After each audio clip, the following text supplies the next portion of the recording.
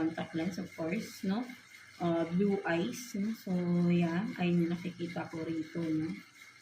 Literal, no? So, yeah, pwedeng foreigner, pwede ring nagsusuot ng contact lens, no? For some of you, itong person na ito, no? So, let's see, sino ba tong person na ito na nag-iisip sa inyo, no? Tingnan natin, sino ba tong person na ito? For Sagittarius.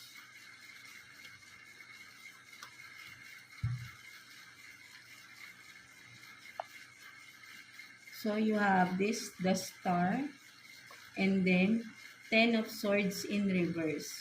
No, so, ang nakikita ko rito, Sag, no, ang nag-iisip sa inyo, no, itong, this person, no, ito yung, sabihin natin na, with the 10 of Swords in reverse, no, ang nakikita ko rito, no, Sag, ito yung person na parang,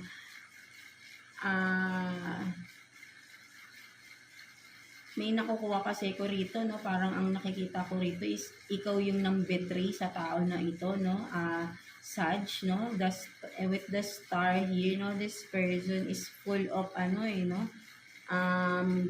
dreams in light, goals in light, no, nakafocus itong tao ngayon sa kanyang sarili, no, with the Star, no, sa someone na sabihin natin na,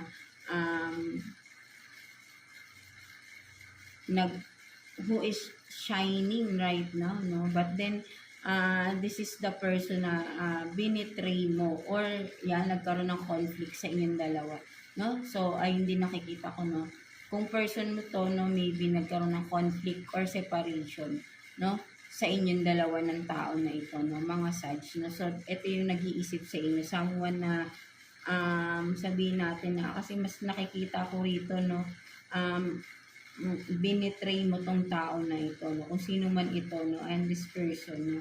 Ang nag-iisip sa inyo, no? So, tingnan natin, no?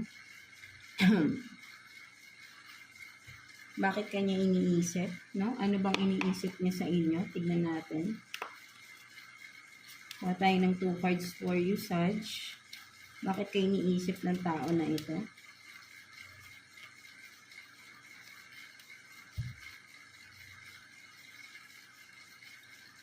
So, you have this, the hangman in reverse, and then, Knight of Pentacles in reverse.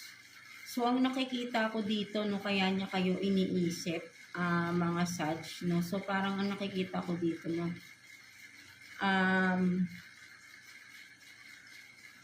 kumbaga,